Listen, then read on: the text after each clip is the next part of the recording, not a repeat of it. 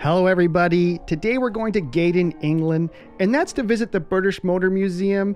I'm going to pick out some of my favorite cars from the collection, and to be honest, that's pretty easy. They have the trio of Monte Carlo winning minis, some incredible streamlined MG cars that raced and made records back in the day, and an entire building full of Jaguars. We're talking prototypes, pre-wars, even a prototype 4-cylinder engine I fell in love with. So this is going to be a lot of fun. Let's get into it.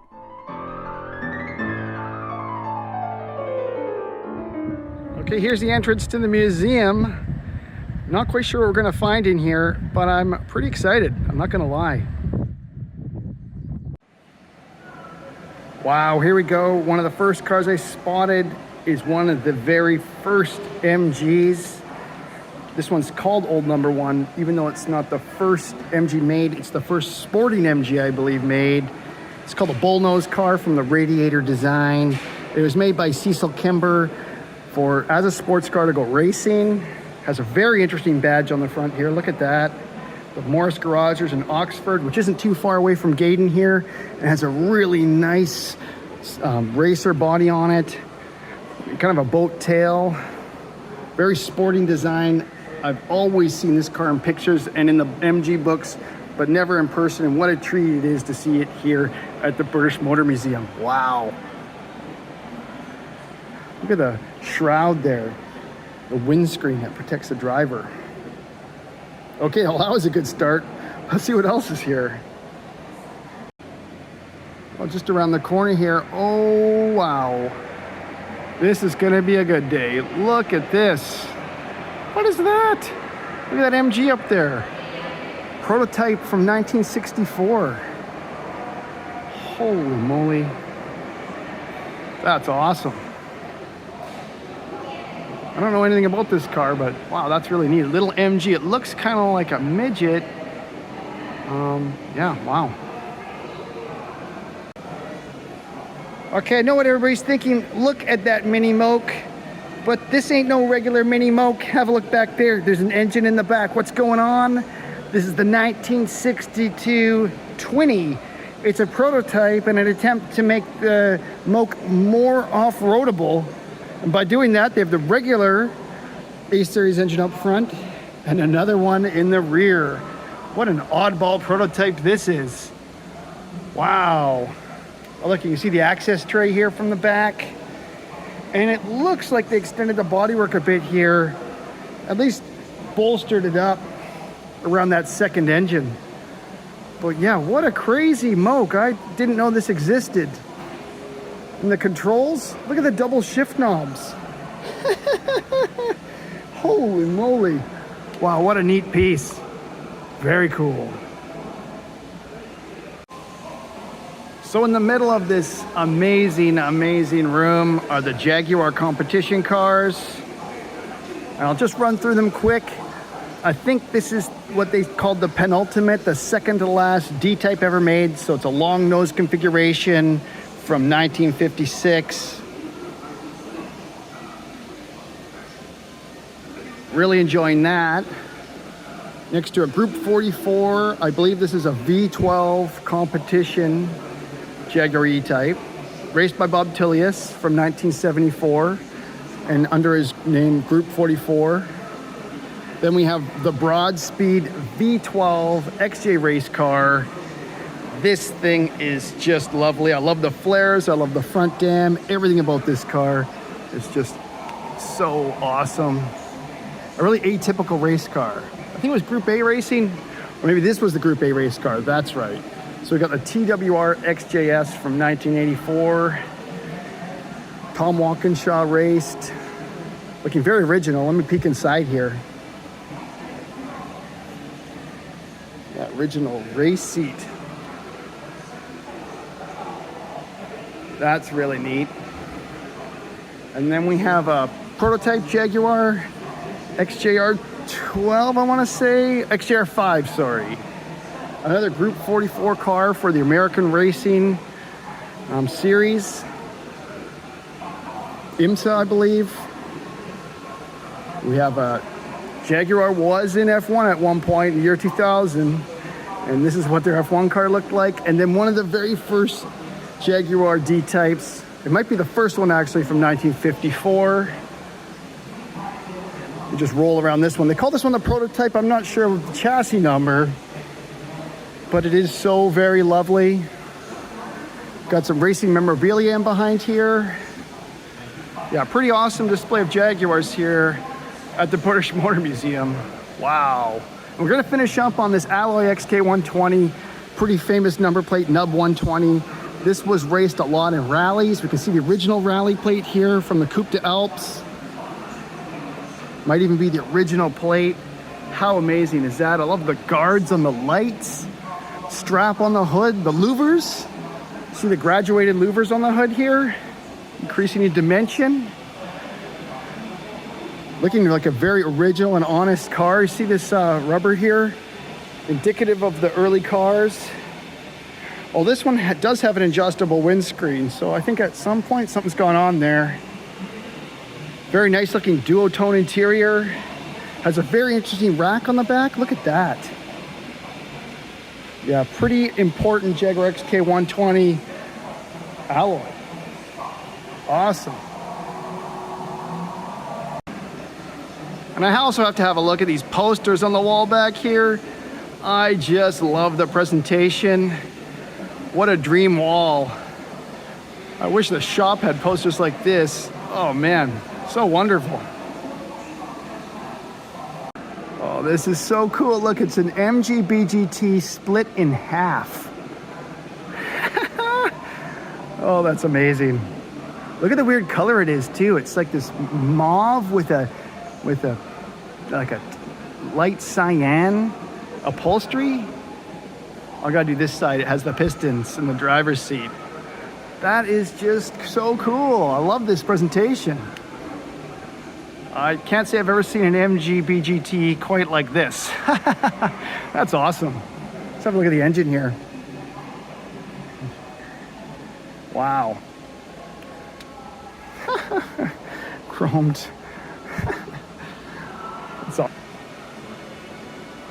Another really cool sight is this Triumph TR2 prototype. It's the Jabbeke speed road test car. And it did 125 miles an hour with just a few simple modifications like the skirts covering the rear wheels and this amazing cockpit overlay. It kind of turns it into a sleek speedster. I love the color too. Wow. Oh, the coolest TR2 I've ever seen. Surrounding that TR2 is a pretty impressive display of British motoring. We have an MG J2, an early Morgan, a Lotus 7, MG TF, a later Lotus 7, a TVR Grand Tourer, and an Austin Healey Mark III here. Standard production models. Well, yet another car I've never seen before. This is a 1951 Rover, believe it or not, and it's called the Marauder. It was kind of like an overpriced version of a Rover P4 that was made by some of the people at the works, and it has some really unusual details. Look at the chrome accent leading up to the pillar for the windscreen. Big long nose and this really set back cockpit. And kind of a wraparound rear, kind of like an Aston. But unfortunately, due to the price and maybe production and possibly even promotion, only 15 of these were made. I've never seen one before. I never knew it existed.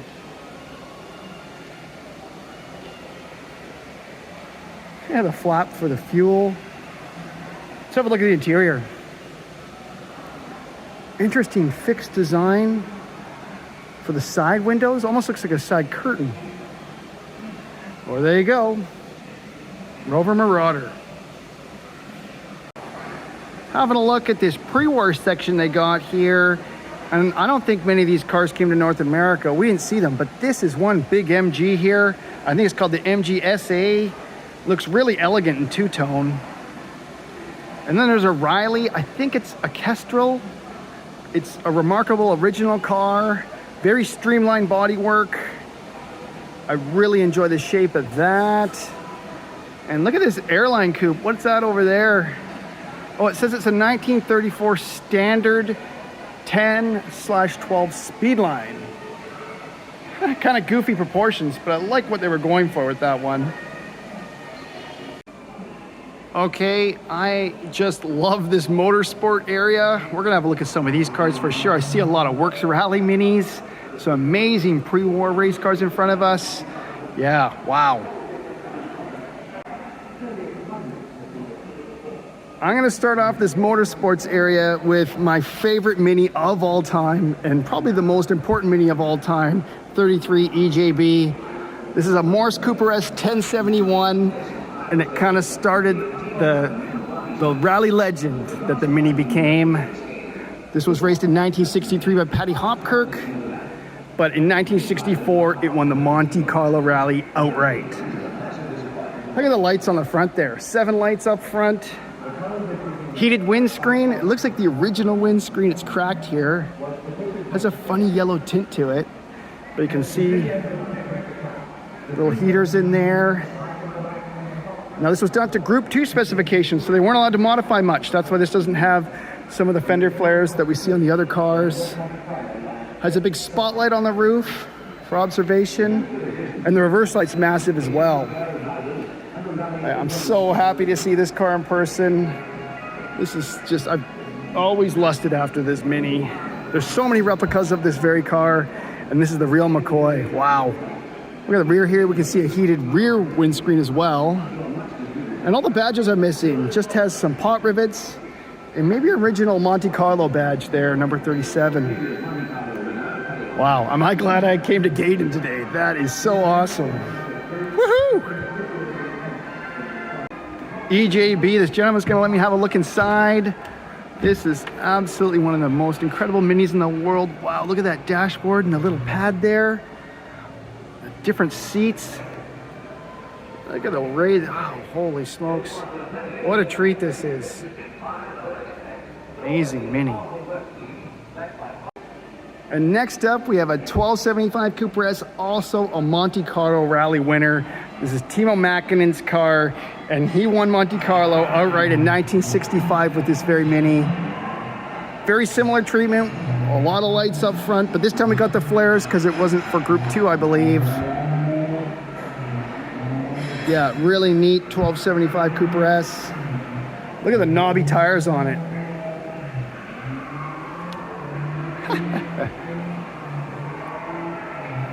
Awesome. Now then, next to that, we have LBL 60. I believe this won the Monte Carlo Rally in 67. Is that right? Yeah, there's the tag up top there. And so this also be a 1275 Morris Cooper S. Funny enough, the S badge is missing. There's just 2 holes sitting in the bonnet there. The competition flares on the side, big knobby tires. Another awesome Mini. Wow, these 3 Minis have made my trip worthwhile here today.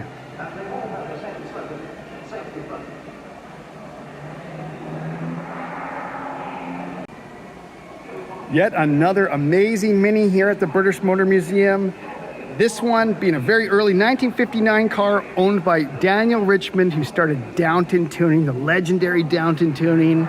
This is one of the earliest surviving Austin Minis, and it's actually called an Austin 7, and it has some unique traits being from 1959. See this gutter? Well, it doesn't have any drains in it. All the early cars, they had no drains, so the water just filled up in the gutter, which was somewhat of a design flaw. But yeah, really neat to see the early Downton Austin 7. How about that? I'm falling in love with Minis here. Well, these speed record MGs take my breath away. I remember being a little kid leafing through MG books and seeing these very 3 cars in it and thinking, wow, these are totally otherworldly. They're unlike anything I've ever seen before. And yeah, they kind of still are. They still take my breath away, even as a kid when I saw these in the books. So yeah, this is a 1957 MG Streamliner based off, I think, a supercharged MGA platform, I believe. I don't know the history of these all that well, but yeah, it's a speed record car from 1957 EX 181. Let's see the back of it. It looks more like aircraft than it does an automotive car. Oh, and there's a really cool shot of it. Look at that, racing the salt flats. Look at the fin on the back. That is such an exotic shape. I am in love. Wow. Now in front of that is the first MG speed record car, I believe from 1938. And this car was raced and used all the way up to 1957. So it's probably changed a lot over 20 years of racing. I think it originally started out as an MG K3, but it was totally different now since it's been raced for 20 years. Is that right? Yeah, so now it has a 4-cylinder XPEG engine, which we can see underneath the perspex here. And way at the back is the cockpit.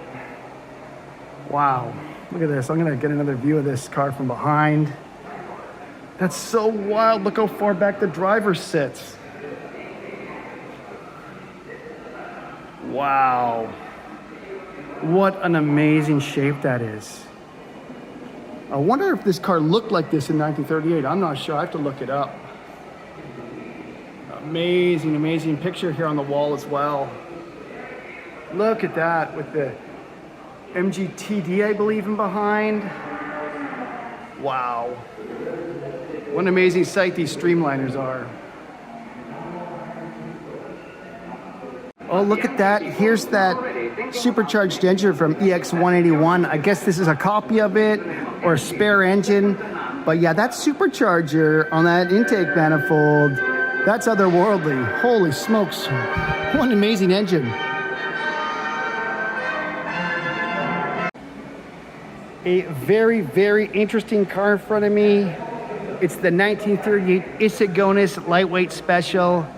So Sir Alex Issigonis, of course, designed the Mini, the Morris Minor, but I find it super fascinating to see his idea of a sports racer. It's a little hill climb car, and it has a lot of patina and aluminum fabrication. It is just a little jewel. I mean, look at the louvers down the side of the hood even. What an amazing little race car. Wow, look at the gearbox in there, the gear shift. Holy.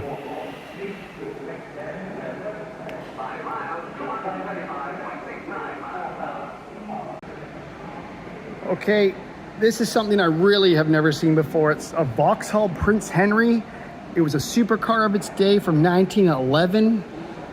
And I was just reading the plaque there. This is one of only 9 cars that survive, but it was a very expensive, very fast, well-appointed car from the pre-war era. Just found this, what looks to be an original Morgan model in the display case. Kind of an unusual design with the way the front grille is and those 2 air openings on the side. Not very elegant. I'm glad they didn't adopt this more enveloped fender design. Hanging out near the cafe, and I found an absolutely spectacular show car. It's the 1970 Vauxhall SRV, and that stands for Styling Research Vehicle. Unfortunately, this is a non-working prototype, but it's pretty interesting to see the full-scale mock-up. It's like this 4-seater wedge with these handleless doors. It has a really, really beautiful shape.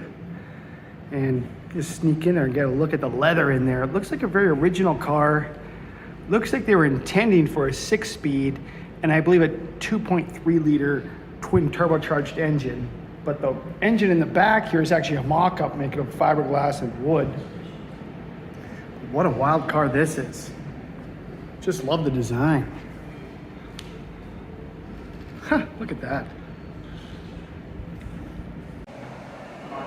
Got a great view here of these motorsports cars. I'm gonna head over now. The Jaguar facility that's close by just opened up, and I'm really, really curious to see what's hanging out over there. So let's head over to the Jaguar side. Wow, this is just getting better and better. Look what's in front of me. Some absolutely incredible Jaguars. Got an airline coupe there, and maybe a 2.5 or 3.5 liter, and one of the most famous E-types of all time, 77 RW.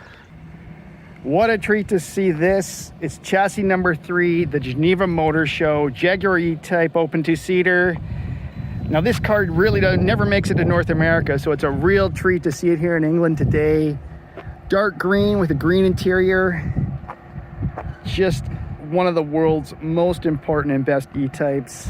And I am so happy to see it in front of me.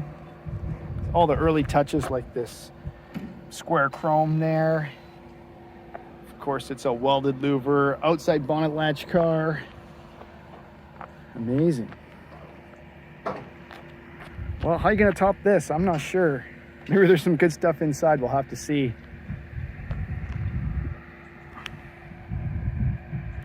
Now over to my left here are some XJs, you can see the series of the XJs. So we got, I think, a Series 1 XJ, Series 2, and I think what's called the XJ40.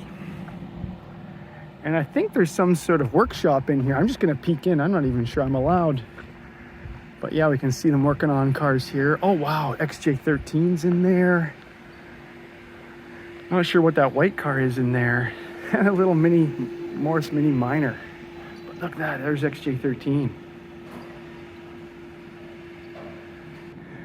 Yeah, I've wanted to do this for a long time. This is getting me amped up, just seeing the silhouettes of the history of Jaguar throughout history. Wow, here we go.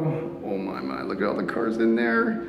Look at all those cars peeking through there. Whoa, no ropes. Oh yeah, this is my kind of place. Welcome. Yeah, there's Sir William Lyons. Oh, amazing. Oh my God, look at this room. Oh, it has a good smell about it too. It smells like petrol in here. Amazing. See what we can find. Wow, look at this. A very, very famous early Jaguar XK 120 fixed head LWK 707. And I think this is an endurance racer that raced for 7 days and 7 nights in France at Montlhéry. And it's an exceedingly original old car as well. I think this is opalescent bronze. And I've seen this car at various events. It's a super original car, original leather. I'm not sure it shows up in the camera very well there. Original wood. But yeah, really, really important fixed head in Jaguar's history. Love it.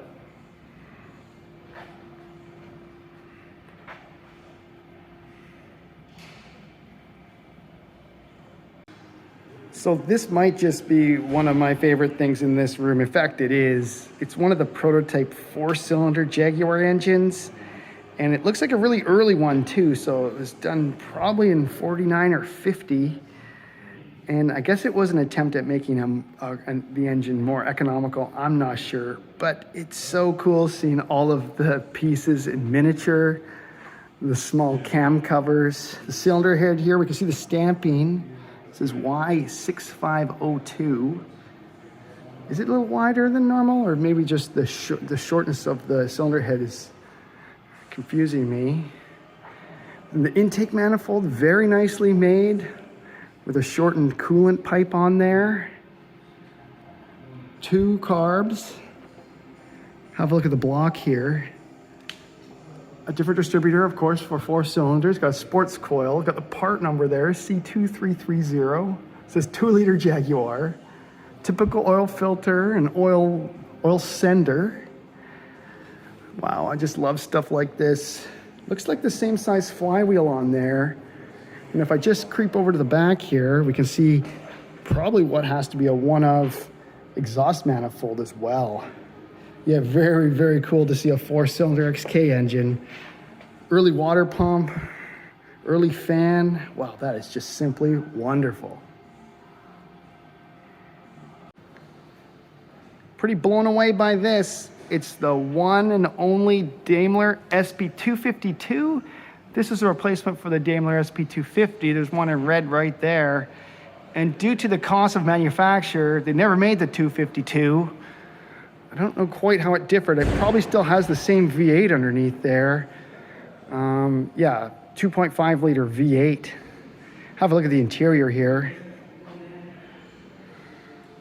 It looks way less Triumph based. So I see the fascia from the E-type in there and Jaguar gauges. Yeah, this is a really interesting piece.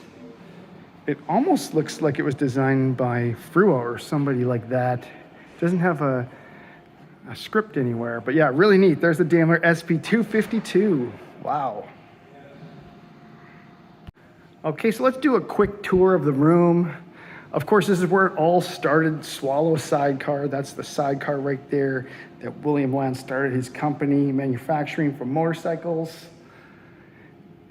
And we're gonna take a big leap here and move from those to the E-type. So you have look like a Series 2 Roadster, a Series 3 V12 Roadster, and I think it looks like a 4.2 liter E-type coupe.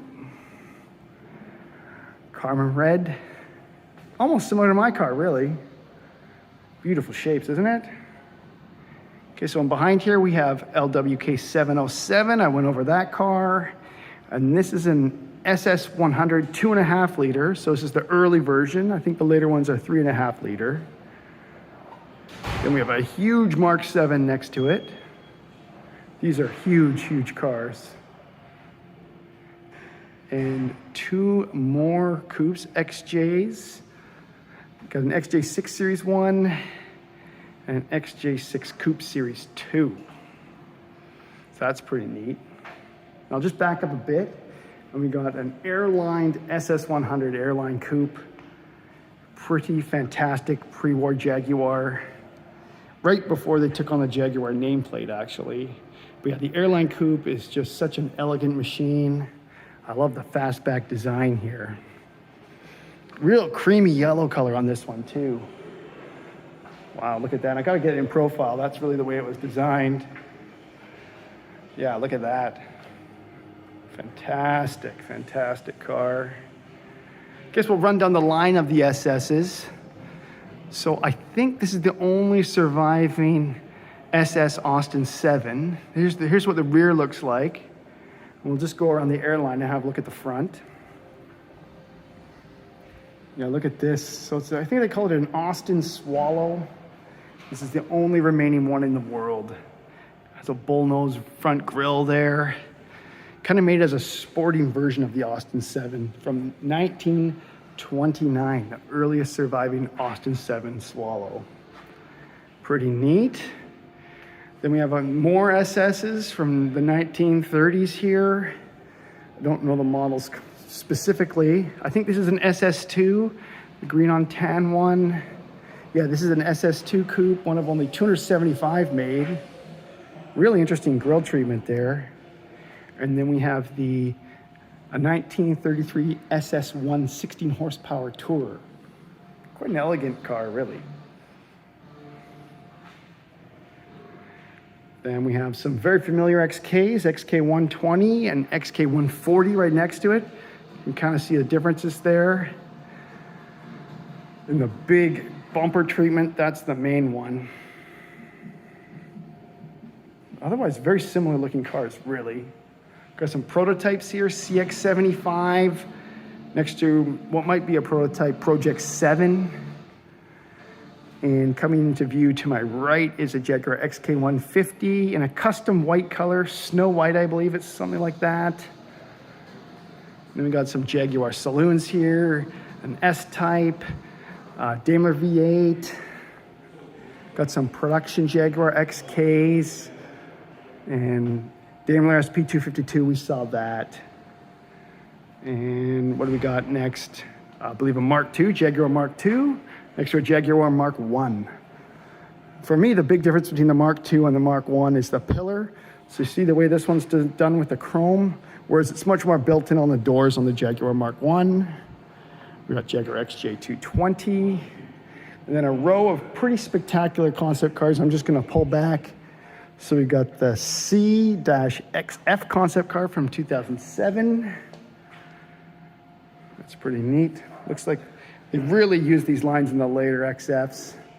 Then we have a really interesting looking R-D6 concept car from 2003. And maybe what is the earlier version of that?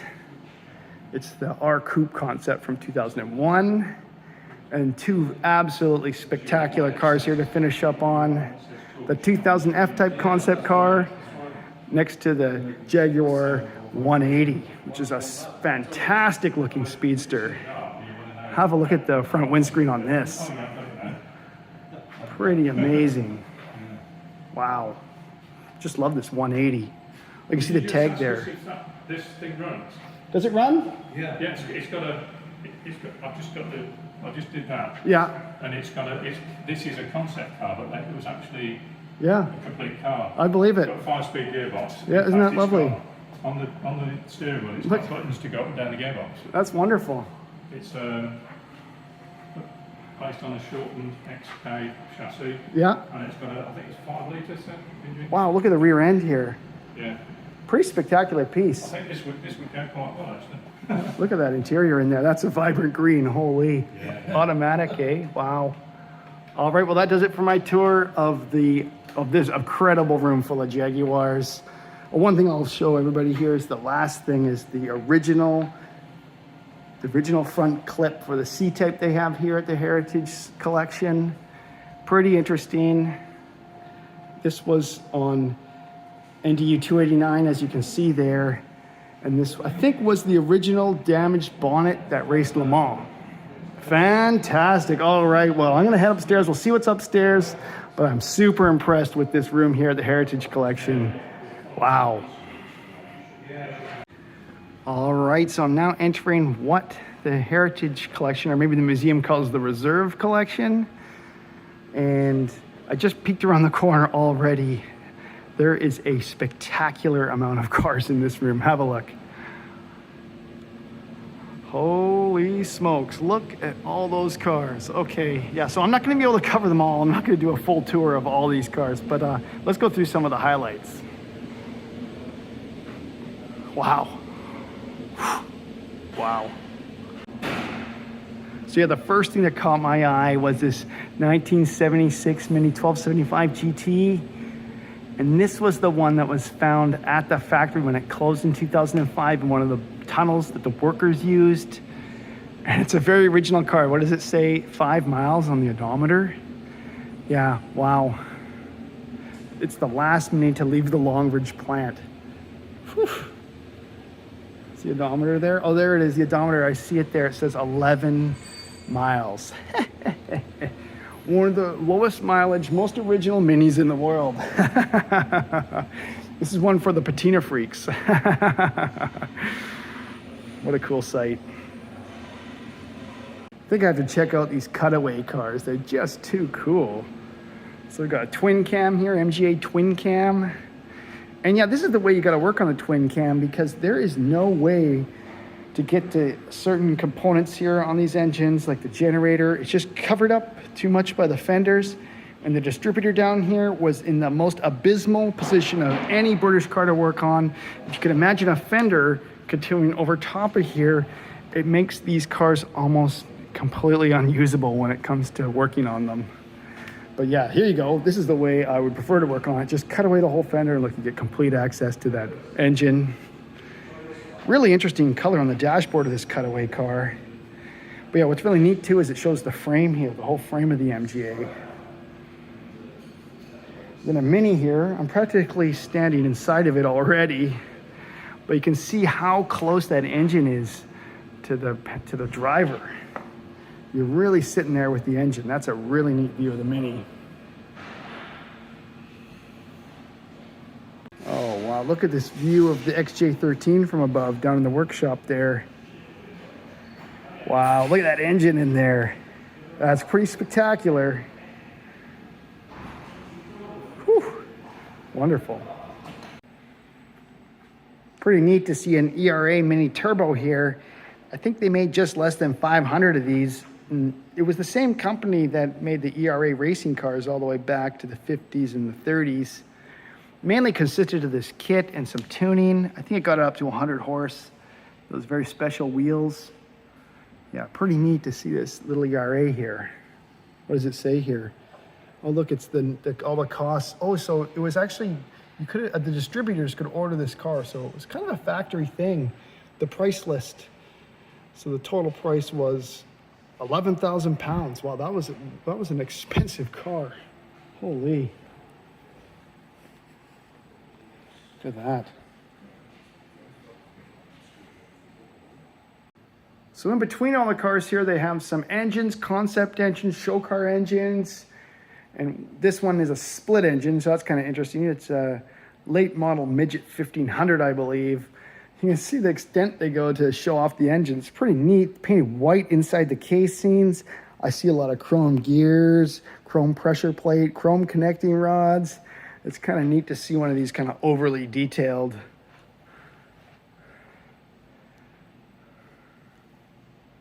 So in behind there is a really strange Daimler that I think they made less than 10 of. And it's about the size of two cars here.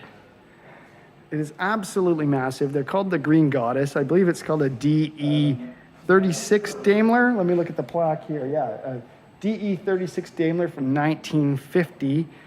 And it is utterly massive and epic in proportion. I hope I can get the idea here next to this TR7, how big it is.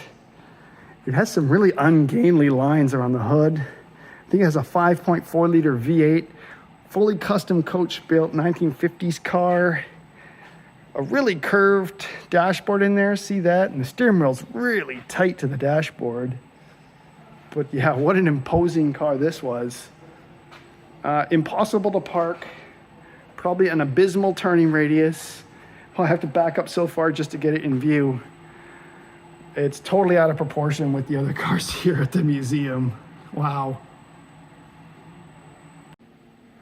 So coming up on something pretty cool here, this is the MG Metro 6R4 developed for Group B, but this one happens to be the prototype 001, and it's distinctly different from the later cars, which were produced in series.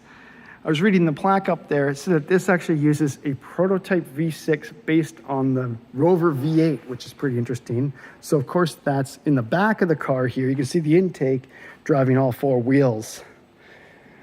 But yeah, one of my favorite cars here upstairs is this Metro R64. Wow. Be neat to see that prototype engine. Look at those fender flares. Pretty amazing stance. What a cool car. Yeah, here we go. This MGB GT is boardroom engineering gone wrong. I think it's called the Safety Systems Vehicle. That's what the nameplate stands for there. And this has a number of features that are meant to increase safety for the MG, and none of them were really ever implemented. Well, I guess they were. I guess that's kind of like the prototype rubber bumper, right? So later on, they did put rubber bumpers on MGs. And they did improve on this design, didn't they? That's pretty ugly. I'm not sure what we're seeing in here. Is it the tires? Or there's something strange going on here. Hydraulic pressure is something to do with the damping system. Looks very irregular in there. I'm not sure what's in here. Or it's the beam. There's an I-beam in there. They're showcasing that with the cutout in the door. And this absolutely hideous rear view mirror. What were they thinking? And another prototype bumper on the back here. Interesting footnote in MG history, that's for sure. Oh man, those bumpers are bad. Okay, this is one I've never heard of before. 1976 Mini 9X gearless prototype. I don't know, it's something to do with a torque converter and a simple forward and reverse gear. Here's the car here. It's a very, very ugly green. And it looks like a Mini with a really, really unusual nose. It's kind of very flat-faced. And yeah, wow. Actually, we can maybe peek at what's going on there. I can definitely tell that the sump's a little different. See that in there? That doesn't look normal at all. There's the mount. Huh. Wow. But what a neat little prototype this is. Actually, the color's growing on me. I'm just being too harsh on it. For 1976, it had sliding windows. That's really unusual. And other than that, yeah, it looks like a production Mini. But yeah, wow, the stuff you run into at this museum is pretty fascinating. All right, everybody. Well, that does it for my tour of the British Motor Museum and Jaguar Heritage Collection here in Gaydon. What an impressive site. So many amazing cars. What do you think? Let me know in the comments down below. So yeah, that's it. Thanks for watching, everybody. See you later. Bye-bye.